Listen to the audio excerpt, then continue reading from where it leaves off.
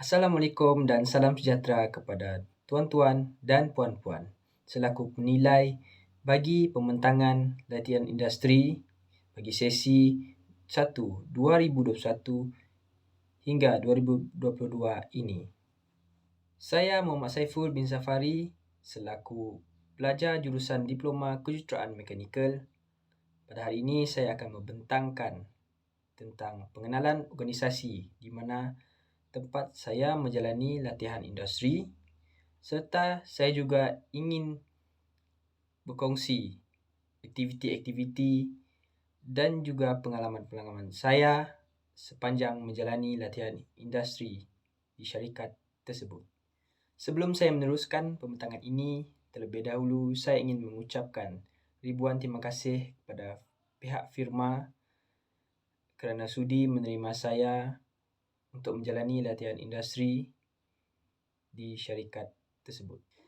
Sebelum kita masuk ke bahagian pengenalan kepada organisasi, terlebih dahulu saya ingin menerangkan tentang objektif latihan industri, objektif laporan akhir ini dibuat dan kepentingan latihan industri ini kepada para pelajar.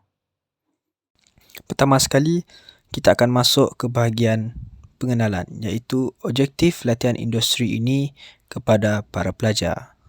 Yang pertama, untuk menunjukkan pelajar bagaimana pengalaman dan persekitaran pekerjaan yang sebenar. Yang kedua, untuk merealisasikan pengetahuan melalui pemerhatian dan pelaksanaan kerja.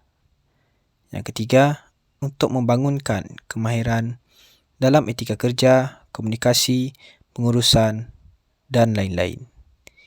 Terakhir sekali, untuk mengaitkan pengetahuan teori dengan aplikasi di dalam industri pembuatan. Seterusnya ialah objektif laporan akhir bagi latihan industri ini dibuat. Yang pertama sekali, antara objektifnya ialah untuk membekalkan panduan dan juga boleh dijadikan bahan rujukan kepada pelajar setelah tamat belajar. Yang kedua, ia terdiri daripada semua aktiviti semasa dan juga pengetahuan tentang korporat ataupun firma. Yang ketiga, ia juga boleh digunakan untuk menyelesaikan masalah yang mungkin sama dengan apa yang kita hadapi dalam kehidupan sebenar. Yang terakhir sekali, untuk membolehkan pelajar memahami apa yang mereka perlu capai. Seterusnya ialah kepentingan latihan industri kepada para pelajar. Antara kepentingan latihan industri ini kepada pelajar ialah: pertama, untuk meningkatkan kesedaran kepada pelajar khususnya dalam bidang teknologi.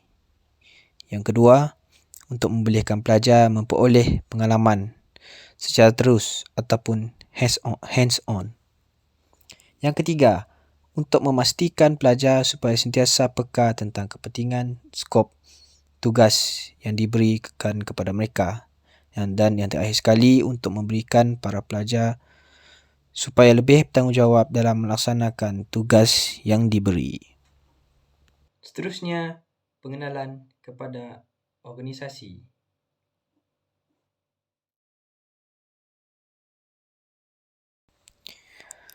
Nama organisasi ini ialah Richten Communication Sdn Bhd. Ia ditubuhkan pada 9 Oktober 2009. Antara aktiviti organisasi ini ialah: pertama, melakukan servis VSAT iaitu Very Small Aperture Terminal. Yang kedua, melakukan perkhidmatan pembekal internet ataupun Internet Service Provider. Yang ketiga, melakukan perkhidmatan pautan tetap, Fixed Link Services. Dan yang terakhir, menguruskan perkhidmatan kemudahan, Facility Service. Antara servis-servis lain yang ditawarkan oleh Richten Communication ini ialah seperti yang telah dinyatakan tadi, iaitu servis VSAT iaitu Very Small Aperture Terminal, pembuatan fiber broadband, IPVPN ataupun istilahnya Internet Protocol Virtual Private Network ataupun rangkaian peribadi, Yang keempat, dedicated internet access. Yang kelima, private list line. Dan yang terakhir sekali, servis yang ditawarkan iaitu voice solution. Ini pula ialah carta organisasi bagi Risten Communication yang merangkumi yang paling tinggi sekali iaitu selaku director dan merangkumi bawahannya senior manager, operation assistant, service technician dan juga yang bawah merangkumi technician yang terdapat di daerah-daerah yang berada di Sarawak. Seterusnya, ini adalah laporan teknikal di mana seperti yang anda lihat, semua jenis peralatan-peralatan yang digunakan untuk memasang VSAT, satu set VSAT ataupun yang dipanggil Very Small Aperture Terminal.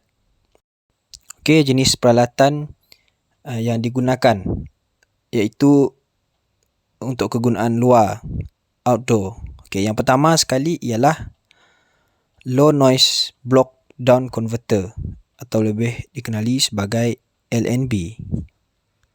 Ini adalah contoh gambar Low Noise Block Down Converter atau lebih dikenali sebagai LNB. Fungsi LNB ini adalah untuk menerima isyarat gelombang ataupun frekuensi yang rendah daripada satelit. Seterusnya, alatan kedua iaitu Block Up Converter atau lebih dikenali sebagai BUC. Ini adalah contoh gambar bagi Block Up Converter atau lebih dikenali sebagai BUC. Fungsi bagi BUC adalah untuk menukar jalur frekuensi yang rendah kepada jalur frekuensi yang lebih tinggi. Alatan seterusnya ialah feed horn. Ini adalah contoh feed horn di mana fungsinya adalah untuk memancarkan gelombang elektromagnet berpandu ke ruang yang bebas. Alatan seterusnya ialah piring satelit ataupun dalam bahasa Inggerisnya antena dish. Ini adalah contoh piring antena ataupun antena dish di mana fungsinya adalah untuk menerima dan menghantar isyarat gelombang mikro. Seperti yang kita lihat, ini adalah contoh piring antena yang digunakan untuk pemasangan VSAT. Tetapi selalunya saiz standard bagi piring antena untuk VSAT adalah sebesar 1.2 meter sahaja. Alatan yang seterusnya adalah tiang piring satelit ataupun satellite dish pole mount. Fungsi tiang tersebut adalah sebagai sokongan untuk menyokong piring antena. Terdapat dua jenis tiang yang digunakan sebagai sokongan untuk piring antena. Antaranya ialah tiang yang bersudut 90 darjah atau dalam bahasa Inggerisnya digelar sebagai pole 90. Yang kedua, tiang yang bersudut 45 darjah ataupun biasa disebut sebagai pole 45. Alatan seterusnya ialah kanister yang fungsinya adalah untuk mengorientasi piring antena. Ini adalah contoh kanister yang berada di belakang antena yang digunakan sebagai penyokongan piring antena serta memudahkan orientasi piring antena supaya kekal pada paksinya. Seterusnya kita masuk kepada jenis-jenis peralatan yang digunakan untuk dalaman ataupun outdoor. Okey, alatan yang pertama adalah modem. Fungsi modem adalah untuk mencipta isyarat yang mudah dihantar dan dinyah kod yang membolehkan data-data digital dihantar dari satu tempat ke tempat yang lain tanpa kehilangan maklumat. Seterusnya, alatan yang kedua ialah access point ataupun router. Fungsi bagi access point ataupun router adalah untuk mencipta rangkaian kawasan tempatan secara wireless atau lebih dikenali sebagai LAN ataupun kepanjangannya ialah Local Area Network.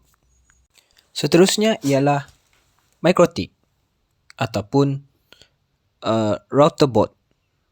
Fungsi bagi router board adalah untuk menghalalkan paket-paket rangkaian berdasarkan alamat IP dan ia terus menghantar paket rangkaian tersebut ke access point ataupun router.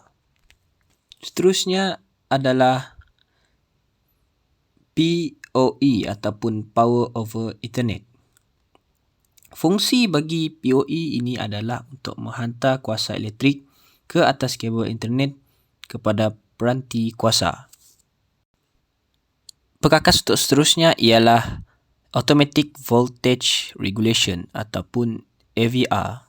Fungsi bagi AVR ini adalah bertindak sebagai sumber kuasa atau lebih dikenali sebagai power supply bagi membekalkan kuasa tambahan ataupun backup power sekiranya terjadi berlaku kejadian seperti ketiadaan elektrik ataupun blackout. Untuk alatan yang terakhir sekali adalah kabinet rak dinding ataupun wall mount rack ataupun istilah lainnya ialah network cabinet. Fungsi bagi network cabinet ataupun rack ini adalah tempat untuk menyimpan semua alatan-alatan yang telah saya sebutkan tadi supaya keadaannya lebih selamat dan rapi. Sebelum saya mengakhiri pembentangan ini, saya ingin berkongsi sedikit pengalaman saya sewaktu menjalani latihan industri di syarikat Rishten Communication. Okay, seperti yang anda lihat sekarang, ini adalah bagaimana cara kami untuk pergi ke sesebuah tempat. Ada yang menggunakan kenderaan pacuan 4 roda dan ada yang menggunakan bot untuk pergi ke suatu kawasan sebagai contoh Rumah Panjang untuk kami melakukan pemasangan VSAT di kawasan-kawasan terpencil.